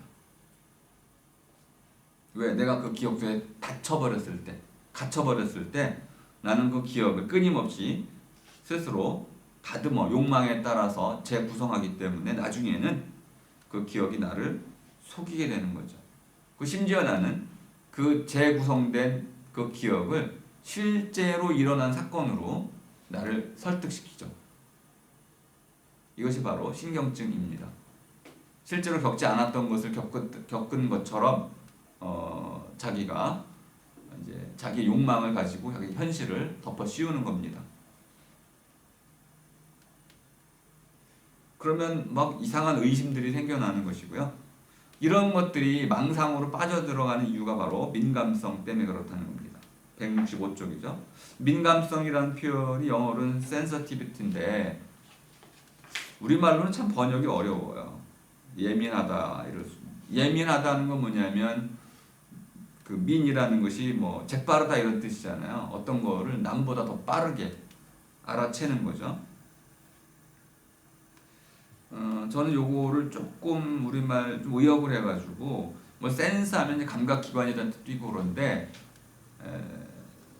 지금 이 부분에만 한해서 그 날선 느낌 이렇게 제가 바꾸고 있습니다. 날선 느낌, 날카로워진 거죠 지금. 조금만 건드려도 막 그냥 크게 반응하는 태도, 날선 태도, 날선 느낌. 이런 사람은 우리 이제 신경질적인 사람이라고도 보통 얘기하게 되는 이런 사람은 대하기 어렵죠. 그리고 왠지 이런 사람들은요 해석을 자의적으로 합니다. 이걸 뭐라고 하냐면은 뒤튼다, 뒤틀어가지고 해석을 해. 이걸 저는 이제 이렇게 얘기할 수 있네요. 꼴림의 뒤틀림. 그러니까 옹이가 있는 거야. 마디에 옹이가 있어가지고 매끄럽게 나아가지 못하고 옹이 때문에 비틀어지거나 뒤틀어지는 거죠. 자라는 과정에 뭔가 뒤틀림이 있습니다. 그럼 우리는 그러죠. 쟤는 왜 이렇게 뭔가 뒤틀렸어? 심사가 뒤틀렸다. 그럼 엉뚱한 행동을 하게 되는 거죠. 본인도 남에게 상처 주기 싫은데도 자꾸 상처 주는 말을 하는 겁니다. 이게 뒤틀리는 거죠. 심사가 뒤틀리면 자신도 상처를 받고 남에게도 상처를 주는 겁니다. 이게 바로 해석의 틀, 이 프레임이라는 것이 잘못 잡혀져 있는 이유 때문에 그렇습니다. 그럼 나중에 이제 칼 융은 이런 해석의 틀에 대해서 연구를 하겠네요. 여긴 안 나오지만은 그게 바로 퍼스널리티입니다. 우리가 맨날 심리학하면 하는 거 있죠. 성격 분석, 뭐 내면적, 외향적, 뭐 이런 성격 분석 하잖아요. 이게 이제 칼 융으로 비롯되는 것인데 민감성 때문에 그렇습니다. 어떤 사람은 작은 사건도 크게 받아들이고 어떤 사람은 그렇지 않더라. 스스로의 성격이라는 것이 있는 것이고요. 저는 이런 것을 어떤 사건을 걸러들이는 거울과 같은 것이다 해서 거울, 해석의 거울이다 이렇게도 씁니다. 비유적으로. 그럼 민감하다는 것은 뭐냐면은 이 거울, 해석의 거울, 이 그 스스로 해석하는 그 틀이 남들보다 다르다는 겁니다. 그래서 날선 느낌으로 해석한다는 거예요. 바로 이것 때문에 자기 자신과 남에게 모두 상처를 주는 거죠. 차분하게 이성적으로 판단하지 못하고 날선 그대로 모든 것을 반응하다 보니까 제대로 올바른 판단을 할 수 없게 되고 한 번의 판단이 결국 인생을 그르치게 되는 거죠. 그리고 그 악순환 그것이 쭉 이어져 나가서 한 번의 실수가 결국 인생을 다 망치게 되고 그 자책 때문에 더 깊은 수렁으로 빠져들게 된다는 겁니다. 자, 이렇게 한 문장으로 요약을 해줬네. 168쪽 두 번째 줄, 타고난 민감성 때문에 심리적 역사가 특별해지고 또 유아기의 사건들에 대한 반응도 특별해진다. 이런 거야. 민감성. 그때 그 한 번의 사건 때문에 잘못 받아들여가지고 잘못 해석을 해가지고 인생 전체가 뒤틀렸다. 왜 그럴까요? 리비도, 꼴림이 뒤틀렸기 때문에. 그럼 우리 이렇게도 얘기하네요. 삐아제로 가면 성장 발달 과정이 잘못돼서 그렇다. 아주 쉬운 얘기네, 그죠? 어릴 때 뭔가가 잘못된 거죠. 어릴 때 잘못된 것이 부모의 원인일 수도 있고 또 아이의 어떤 미성숙일 수도 있는 겁니다. 시간이 좀 없다 보니까 기억에 관한 설명을 좀 해드리고 싶었는데 좀 어려울 것 같습니다.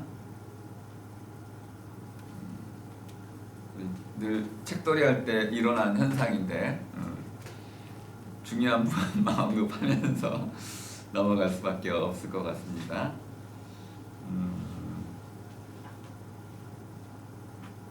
자, 174쪽으로 한번 가보겠습니다. 제목을 보죠. 공상을 병의 원인으로 보는 관점에 대한 비판. 이게 융이 이 비판도 좀 받아들이고 있는데 잘못된 비판이라고 보고 있어요. 뭐냐면 공상이라고 말하니까 좀 이상한데 우리를 가둬두는 생각들이라고 보시면 되겠습니다. 누구나 그런 게 있잖아요. 자기만의 틀, 선입견, 갇히잖아요. 거기서 갇히면은 현실을 제대로 볼 수가 없게 되잖아요. 근데 공상이라는 것은 심지어 실제로 일어나지도 않은 사건에 대해서 하는 생각들이니까 엉뚱한 생각에 갇혀버린 거죠. 근데 이건 누구나 사실 조금 다 하는 것이기 때문에 깊어졌을 때 그때 이제 이것이 병이 된다는 겁니다. 근데 이것이 신경증이 되려면 어떤 외적인 증상으로 표현돼야 된다고 그랬죠. 드러나야 됩니다. 그러면 이제 이것을 갖고 신경증의 원인을 공상에서 찾아서 스스로 내가 이런 것 때문에 내 현실에 대한 두려움 때문에 내가 이런 공상성으로 도피했고 이것이 나의 현실에 대한 반응을 이제 조화롭지 못하게 하고 있구나라는 깨달으면 이게 정신치료가 주로 이쪽으로 나아가는 겁니다. 그러면 정신분석이 제대로 됐다. 자, 9장으로 가겠습니다. 자, 178쪽 이렇게 한번 써놓으시면 좋겠습니다. 결과가 좋아야 좋은 치료다. 그러니까 좋은 치료가 뭐냐? 설명을 잘하는 게 아니고 결과가 좋아야 된다. 그러면 이제 괴테의 말도 떠올라지네요. 엔데 굿, 알레스 굿. 끝이 좋아야 다 좋다. 이렇게도 번역한 사람이 있으면 끝이 좋으면 다 좋다. 번역이 어떻게 하든 상관이 없는데 기본적으로는 끝이 좋아야 다 좋다는 뜻입니다. 자, 그럼 이 끝을 좋게 만들기 위해서, 결과를 좋게 만들기 위해서 정신분석은 치료를 위한 학문이니까 몇 가지 원칙이 필요하다는 겁니다. 180쪽으로 가면은 첫 번째 단락의 중간 부분, 옛날 의사들은 환자들에게 공상에 빠져들지 말라고 얘기를 했다는 거야. 근데 이 방법은 잘못됐다는 겁니다. 왜? 공상이 원인이 되기 때문에 공상에 빠져들지 말라고 하면 안 되고 자, 중요한 원칙은 그 다음 단락 첫 문장 모든 것은 밑줄을 쫙 쳐놓으세요. 모든 것은 환자가 자신의 공상을 대하는 태도의 동그라미에 달려있다. 이게 올바른 치료법, 고치는 방법입니다. 자, 그래서 비유를 쓰고 있는 181쪽 두 번째 줄. 정신분석은 물에 빠진 사람이 물속 깊이 들어가 보길 원한다. 그러니까 네 공상의 원인이 어디 있는지를 스스로 다이빙하라고, 다이빙이란 말까지 쓰고 있죠. 그 속으로 깊이 들어가 보라는 거야.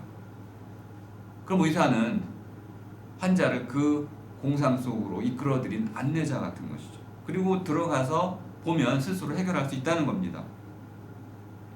누구나 다 리비도가 있기 때문에 그 리비도를 정상적인 방향으로만 이끌어주면 정신병은 다 치료가 된다는 거예요. 근데 왜 치료가 안 되느냐? 그 원인을 제대로 파악하지 못했기 때문에 그렇다는 거죠. 181쪽 마지막 단락 보겠습니다. 환자는 의사의 도움을 받아서 자신의 공상의 세계를 파고든다. 이게 치료라는 거죠. 그리고 공상들을 하나하나 뿌리째 뽑아 대낮의 밝은 빛으로 끌어낸다. 깨달으라는 거죠. 이걸 영어로는 리얼라이제이션이라고 씁니다. 현실을 직시하는 거죠. 이건 명상, 메디테이션과 같은 겁니다.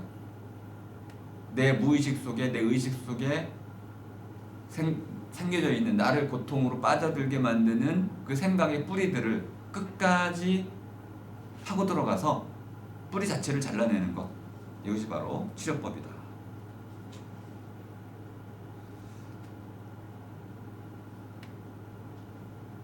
자, 183쪽으로 가면요. 두 번째 줄. 정신분석은 환자의 리비도가 무의식적으로 걸었던 퇴행의 길을 그대로 밟는다. 그러므로 이 퇴행의 길을 밟아가지고 어떻게 합니까? 그 도달한 유아기적인 단계로부터 어떻게 해요?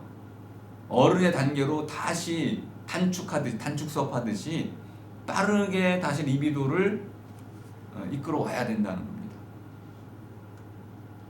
안 자란 부분을 자라게 하라는 거야.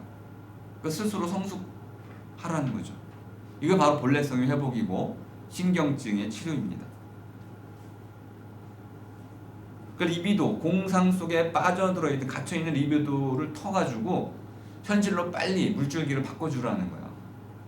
그러면 순간적으로 현실에 대한 적응 능력을 갖게 된다는, 이건 치료입니다. 자, 185쪽으로 가면은 첫 문장 다이빙이란 말을 쓰고 있네. 여기 우리 어디에 있나요? 인셉션에 보면 다이빙이란 말을 쓰고 있습니다. 무의식 속으로 다이빙, 꿈속으로 다이빙 뛰어들어가지고 거기서 이제 하나하나 그 뭔가 문제가 되는 기억의 조각들, 편린들을 찾아서 그것들을 건져서 없애는 거죠. 그리고 없애는 목적은 그 안에 갇혀있는 리비도를 터주는 겁니다. 그러니까 리비도를, 생생한 삶의 활력을 되찾아주는 것, 이것이 바로 정신 분석이고 정신 치료다. 이렇게 보시면 되겠습니다. 전이까지 설명할 시간 없는데 그래도 잠깐만 소개를 하겠습니다. 188쪽 전이 영어로 보시면 좀 더 쉽습니다. transference, transfer. 뭐 우리 트랜스퍼 하면 이쪽에서 쪽으로 이동시켜 주는 거죠. 전달해 주는 거, 전송이라고도 할 수 있습니다. 전이에는 뭐 몇 가지 구분법이 있는데 기본적인 것은 그 의사에게로 전이가 일어나는 겁니다. 그러니까 아버지에 대한 트라우마를 갖고 있던 여인이 있으면 그 여인을 치료하는 환자, 그 여인을 치료하는 의사에게로 그 환자가 아버지를 의사에게로 전이시키는 거. 그러니까 아버지 대신으로 의사를 바라보게 만드는 거죠. 그래서 이 전이의 과정을 거쳐가지고 이제 환자는 아버지와의 새로운 관계를 맺게끔 해주는 겁니다. 다리를 건설하는 것으로 설명을 하고 있네요.